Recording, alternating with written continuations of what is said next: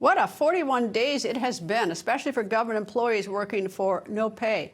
But don't blame the House. Back on September 19th, the House passed a temporary clean continuing resolution. They were 11 days ahead of the September 30 deadline when government funding ran out. The Senate rejected the House CR, and since then, 41 days, the nation has been waiting to see what the Senate would do. I cautiously say we may have that answer. Speaker of the House, Louisiana Republican Congressman Mike Johnson joins me. Good evening, sir. Hey, my friend, great to hear your voice. And yes, it looks like we may be on the verge of our long national nightmare coming to an end. Finally, at least a handful of common sense Democrats in the Senate look like they're going to do the right thing and respond to the plea of millions of people across this country and, of course, Republicans in Congress and President Trump, and reopen the government. It's the most basic responsibility, and it's long overdue. What exactly is the deal? Is there any change from just is there something different than just your clean resolution, because you wouldn't have to vote on it? What's in it that that has to go over to the House? Well, not much. I mean, the CR, the Clean Continuing Resolution that you explained we passed back in September, mid-September, seems like a decade ago now, is virtually unmodified except for the date, because we were going to extend another 7 weeks, which would have given us until November 21st. But of course, because of the Democrats' shenanigans, they ate all the time off the clock now. So that date will now be pushed to January 30th, which will allow us in Congress time to finish the regular order of appropriations to get the government funded in due course. Then we'll also add to this package 3 of those legislative appropriations bills. And so you'll have the legislative branch bill, you'll have military construction and VA, and the agriculture bill. So that means, in layman's terms, what it'll make sure of is it will ensure that all these folks that are covered by those bills are covered until the end of the next fiscal year, which is next September, 2026. So you're talking about farmers, veterans, all these essential services and things that have been held up. We'll take care of that in one big foul swoop. And also, we're going to make sure in the bill that we go back and back pay all these federal employees who have been made to sacrifice so much because the Democrats have been playing political games here. Well, the big beautiful bill did away with the subsidies for the ACA, the Obamacare, for lack of a better word for it, and that was holding it up. A lot of the Democrats, so they said, in the Senate. What becomes of that? Is there going to be a vote on that? Have you talked to Senator Thune about that? Yes, a very important clarification here, though. The big beautiful bill, that was a Republican bill that we got signed into law July 4th, the Working Families Tax Cut, didn't deal with the Obamacare subsidies at all. The reason they're expiring is because the Democrats themselves, they put that expiration date on it at the end of this year. And why is that? This is really important because it's an enhanced subsidy. They did it, the rationale was, during COVID, that people needed a big payout from the government, and so they did it on a short time period. Remember, the COVID pandemic expired. It was over. It was declared over more than 2 years ago under the Biden administration, and yet these subsidies are still flowing. Greta, the problem with that is that we are subsidizing very wealthy insurance companies. That is not helping costs go down. It's driving premiums up even higher. So Republicans want to fix the broken system. We don't want to throw good money at a broken and failing system. And the Unaffordable Care Act has been that since it was signed into law, passed by the Democrats alone back in 2010. We've got to reduce the cost of health care and the cost of living, by the way, and Republicans are the ones that have the ideas to do that. How and when are you going to do that? Because at least according to the political polling, 71% of the population that they polled, at least, are concerned about the subsidies ending at the end of the year. So, if this is just about subsidizing the insurance companies, you say, the American people think it's something very different, and they're going to be getting the bills in the mail. Yeah, there's a lot of misinformation out there about this, and some of that's intentional by our Democrat colleagues because they're trying to make this into something that it isn't. This is what's really important. We're not just talking about it on the Republican side, we're actually doing it.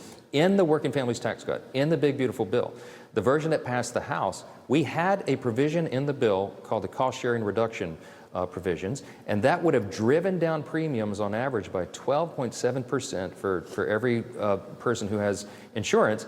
But the Democrats fought to take it out of the bill. So if they cared so much about health care costs, they shouldn't be fighting provisions like that. We're putting together some ideas that will drive the premiums down because health care is too expensive in this country. It's too expensive because the Democrats built a system that doesn't work. So we need to look at the root causes of the costs that have skyrocketed and address that for the people. Merely subsidizing something is not the answer. When the government subsidizes something, it almost always means it's not working, and that's the problem. Well, is the Republican idea or solution going to go into effect at midnight on December 31st? Because people are going to get sticker shock on this insurance. I mean, this is really sort of an urgent matter for a lot of people.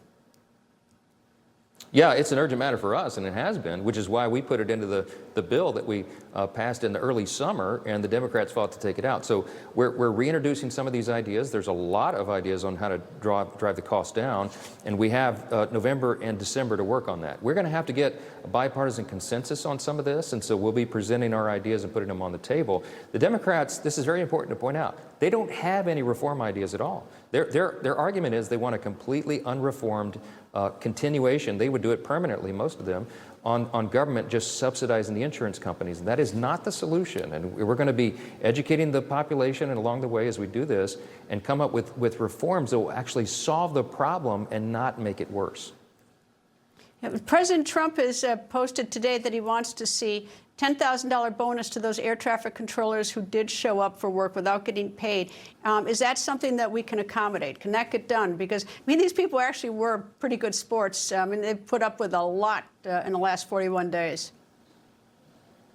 Yeah, they did. I mean, we have a lot of sympathy for them. I share the president's opinion on that because, I mean, these air traffic controllers have one of the most stressful jobs in the world, and then you add on top of that the layer of complexity that they're not getting paychecks and they're having to figure out also how to keep their families fed.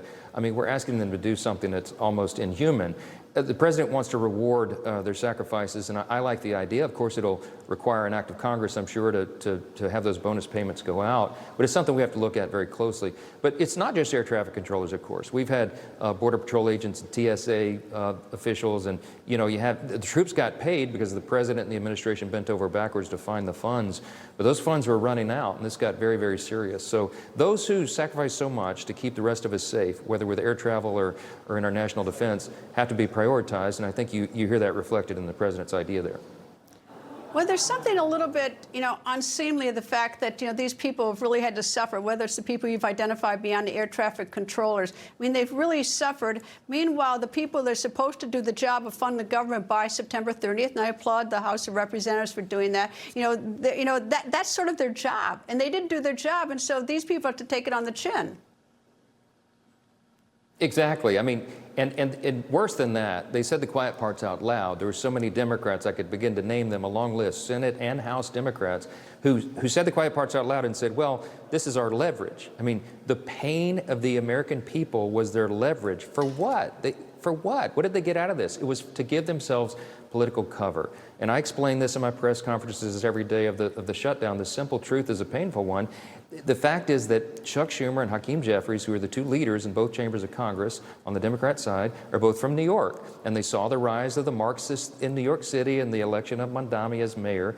And they're afraid that they're going to get a challenge from their left flank, from the far left flank in their next election cycle. That's 100% what this is about. Chuck Schumer had to give himself cover and try to prove to the far left in his party, the activists that run the Democrat Party now, that he was willing to fight Trump.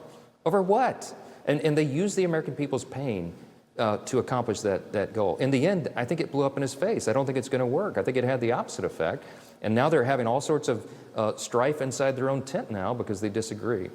That strife's going to continue. I think the Democrats are on a collision course inside their own tent because you have the Marxists trying to run out the old guard Democrats. And they got to figure out which future they want. And I think they're going to go further and further left.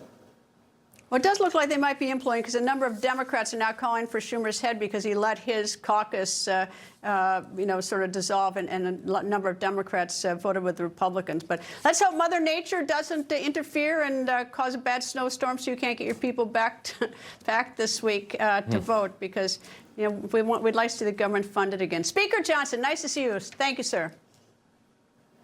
Thanks, Greta. Great to see you as always.